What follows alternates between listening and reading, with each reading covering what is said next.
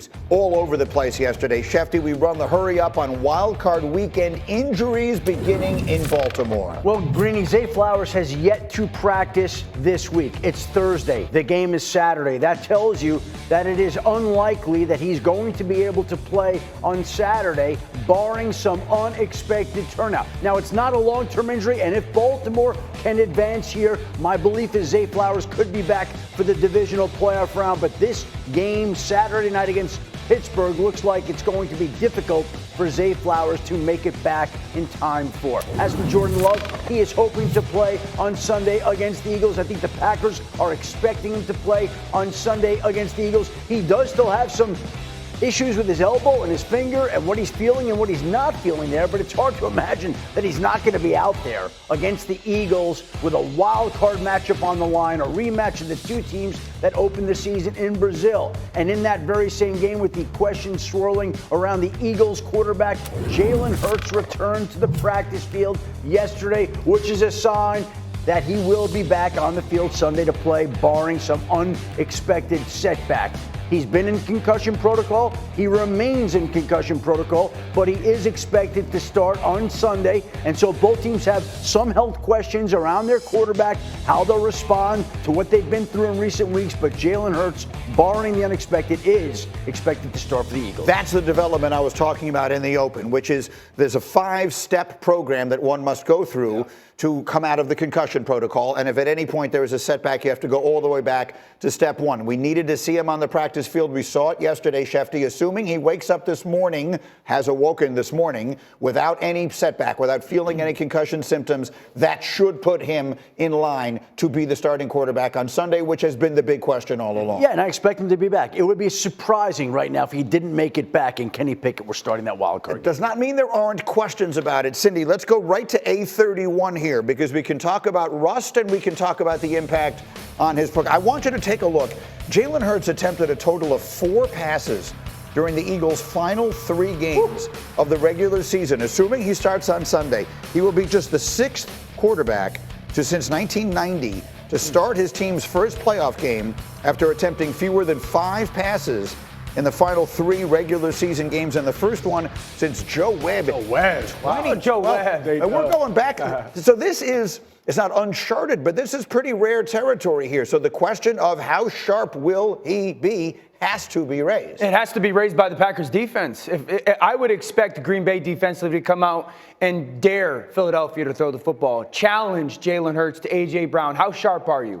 How good is the pass game right now? How crisp is it? Because you don't want Saquon Barkley to get going in this game if you're Green Bay defensively. Now, you don't match up well on the perimeter. I get all that. But I certainly am not going to allow Philadelphia at home to start running the football in this game and easing Jalen Hurts into it. I'm going to challenge Jalen Hurts in that pass game. How sharp is it? Because the best opportunity for Green Bay to not only hang in this game, but win in this game is for them to catch Philly starting slow, which they have at times this year, and they jump them. What do you think from a defensive standpoint? What he's saying is accurate, but from the standpoint defensively, we always would go into a game, and you say it every week, you have to stop the run. Well, when the other team has a 2,000-yard rusher, you have to stop him. But if I'm telling more, I'm sitting back and I'm saying, you know what? If you want to dare our quarterback to throw the ball, go ahead. The last time this came up with passing after the Carolina Panthers game, they went in and they punched Pittsburgh in the mouth, and a lot of that was throwing the ball on the outside to an A.J. Brown. Yeah. And when you talk about this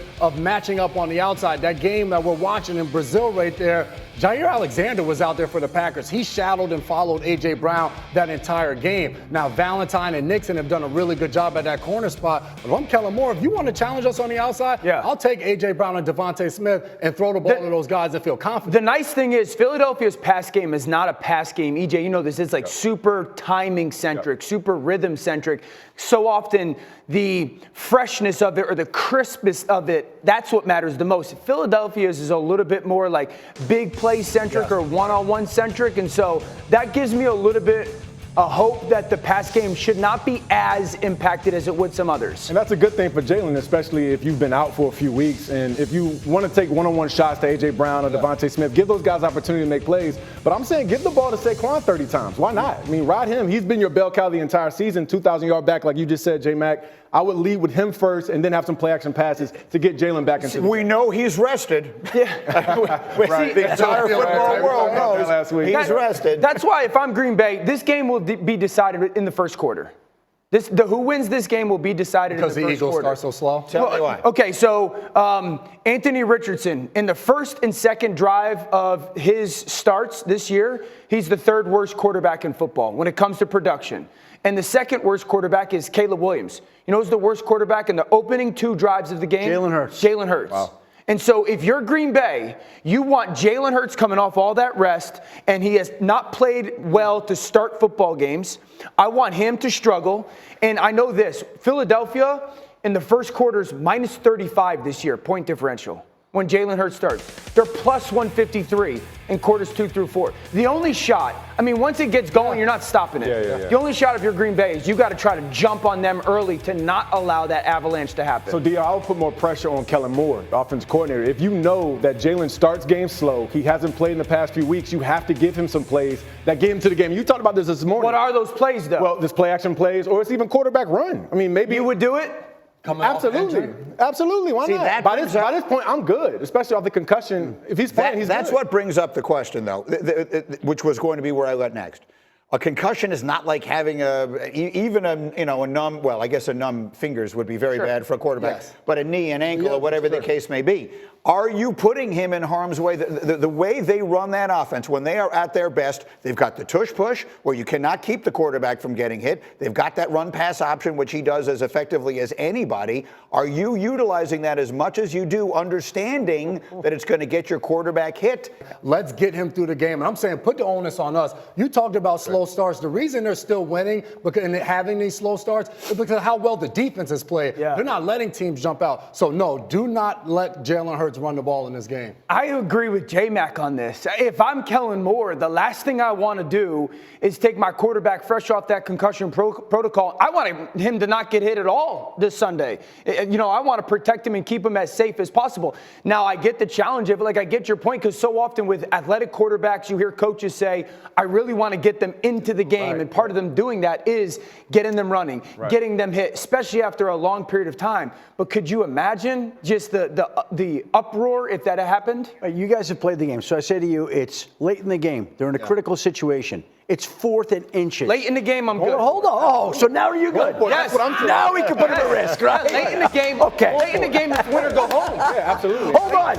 Okay, so now you're telling me you don't want him doing anything, but if the game's on the line, then okay. Yeah. But it's a playoff I'm not game. doing it the first. So why is he not doing it the whole time? Because I want to. The game. He wants him in at the end of the game. Look, because the Eagles' goal is to win a Super Bowl. Right. And they have to win 4 games to do it.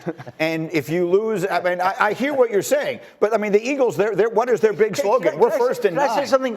It's football. Right. He's at risk in the beginning of the game or the end of the game. But I don't need to exacerbate that risk. You play your game. If you're playing, you're playing. If he scrambles and do your thing, I'm from the huddle. We're not breaking the huddle, and the play design is to run Jalen Hurts with the possibility that the defensive end is going to. We got a 2,000-yard back. First quarter, let's see if we can get it with him. And that's why I said give him 30 carries. Yeah. Exactly. You start with Saquon Barkley, but ultimately the best thing about Jalen is his dual threat ability. So at some point, you got to let him run the football and do what he does best. So what we're saying is you want to see if we can win the game with just Saquon. Absolutely. Let's let Saquon win this game if we can. And then quickly, let me just spin it to the other side.